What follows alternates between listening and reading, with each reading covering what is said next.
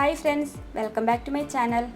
ഈ കൊറോണ കാലത്ത് എങ്ങനെയാണ് വെജിറ്റബിൾസ് കഴുകി വൃത്തിയാക്കേണ്ടത്, എങ്ങനെയാണ് സ്റ്റോർ ചെയ്യേണ്ടത് എന്നുള്ള വീഡിയോ ആണ് ഞാൻ നിങ്ങളുമായിട്ട് ഷെയർ ചെയ്യുന്നത്. വീഡിയോ യൂസ്ഫുള്ളായി തോന്നുകയാണെങ്കിൽ ചാനൽ സബ്സ്ക്രൈബ് ചെയ്യാൻ മറക്കരുത്. അതോടൊപ്പം അടുത്തുള്ള ബെൽ ബട്ടൺ കൂടി പ്രസ് ചെയ്യണം. എന്നാലാണ് ഇനി ഞാൻ പോസ്റ്റ് ചെയ്യുന്ന വീഡിയോകളുടെ നോട്ടിഫിക്കേഷൻസ് നിങ്ങൾക്ക് കിട്ടുകയുള്ളൂ.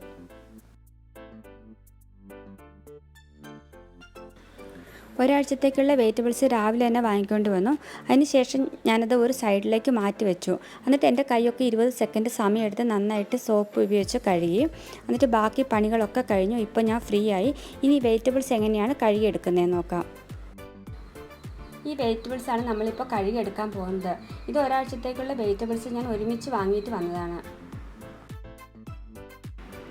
ഇതേപോലത്തെ കുറച്ച് വലിപ്പമുള്ളൊരു ടബ് എടുക്കുക. എന്നിട്ട് അതിലേക്ക് നമുക്ക് വിനാഗിർ ചേർത്ത് കൊടുക്കാം. ഇതിപ്പോൾ നോർമൽ വിനാഗിറാണ്. ഇതിന് പലയിടത്തും വിനാഗിറിന്നും അല്ലെങ്കിൽ സുർക്കാന്നും ഒക്കെ പറയും. ഇത് 700 ml ഒരു കുപ്പിക്ക് 43 രൂപയാണ് വില. സാധാരണ വെജിറ്റബിൾസ് കഴുകാനായിട്ടാണ് ഞാനിത് യൂസ് ചെയ്യാറ്. അപ്പോൾ 2 ലിറ്ററിന് 4 ടേബിൾ സ്പൂൺ എന്ന കണക്കിൽ നമുക്ക് വിനാഗിരി ചേർത്ത് കൊടുക്കാം.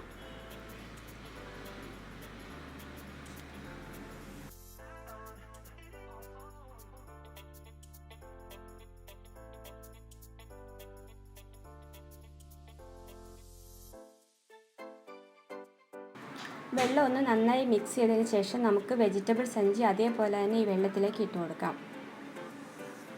ഇതിനകത്ത് ഉരുളക്കിഴങ്ങ്, ഉള്ളി ഒന്നുമില്ല. അങ്ങനെയുള്ള സാധനങ്ങളാണെങ്കിൽ അത് നിങ്ങൾ മാറ്റി വെച്ചിട്ട് വേണം വെള്ളത്തിലേക്ക് ഇട്ട് കൊടുക്കാനായിട്ട്. അതിനുശേഷം ഈ വെജിറ്റബിൾ സഞ്ചി ഞാനൊന്ന് മാറ്റി വയ്ക്കുകയാണ്.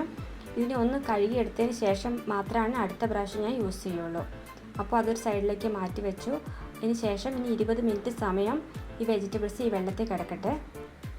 വെജിറ്റബിൾ സഞ്ചിയിലും വെജിറ്റബിൾസിലും ഒക്കെ തൊട്ടതുകൊണ്ട് നമ്മുടെ കയ്യിലും വൈറസ് ബാധ ഏൽക്കാനുള്ള സാധ്യതയുണ്ട്. അപ്പോൾ അതുകൊണ്ട് ഞാൻ പോയി കൈ കഴുകിയിട്ട് വരാം. 20 സെക്കൻഡ് സമയം എടുത്തിട്ടാണ് ഞാൻ കൈ കഴുകി വൃത്തിയാക്കുന്നത്. 20 മിനിറ്റ് സമയം കഴിഞ്ഞു. ഞാൻ ഈ വെജിറ്റബിൾസ് ഈ വെള്ളത്തിലിട്ട് തന്നെ നന്നായിട്ടൊന്ന് ഒലച്ചെടുക്കുകയാണ്. അതിനുശേഷം നമുക്കിത് ടാപ്പ് വെള്ളത്തിൽ നന്നായി കഴുകിയെടുക്കണം.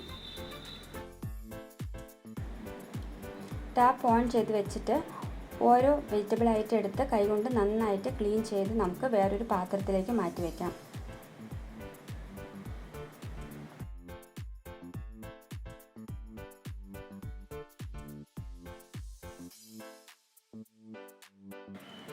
ഇപ്പോൾ വെജിറ്റബിൾസ് നമ്മൾ നന്നായി കഴുകിയെടുത്തിട്ടുണ്ട്. ഇതിപ്പോൾ വൈറസ് ഫ്രീ ആണ്, പെസ്റ്റിസൈഡ് ഫ്രീ ആണ്. ഇതിന് നമുക്കിതിൻ്റെ വെള്ളമൊക്കെ ഒന്ന് വറ്റിച്ചെടുക്കാൻ വേണ്ടി ഒരു ഫാനിൻ്റെ താഴെ കുറച്ച് നേരം ഒന്ന് വിരിച്ചിടാം. ഞാനിവിടെ വിരിച്ചിട്ടുള്ളത് ഒരു ചുരിദാറിൻ്റെ ഷോളാണ്. നമുക്കറിയാം നമ്മുടെയൊക്കെ ചുരിദാറുകൾ പഴയതായാലും അതിൻ്റെ ഷോളുകളൊക്കെ എപ്പോഴും പുത്തൻ പോലെ തന്നെ ഇരിക്കും. അപ്പോൾ കോട്ടൺ ഷോളുകളൊക്കെ നമുക്ക് ഈ സമയത്ത് യൂസ്ഫുള്ളാണ്. അപ്പോൾ നമുക്കത് വിരിച്ചിട്ട് കൊടുക്കാം. അതിലേക്ക് നമ്മുടെ വെജിറ്റബിൾസൊക്കെ സ്പ്രെഡ് ചെയ്ത് കൊടുക്കാം. പെട്ടെന്ന് തന്നെ ഇത് ഈ ഫാനിൻ്റെ കാറ്റുകൊണ്ട് ഒന്ന് അതിൻ്റെ വെള്ളമൊക്കെ ഒന്ന് വലിഞ്ഞ് കിട്ടും.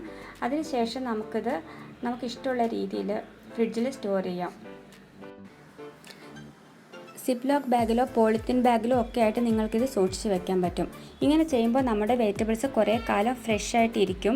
അതിലുള്ള വൈറ്റമിൻസും മിനറൽസും ഒന്നും പെട്ടെന്ന് തന്നെ നഷ്ടപ്പെട്ടു പോകുകയില്ല.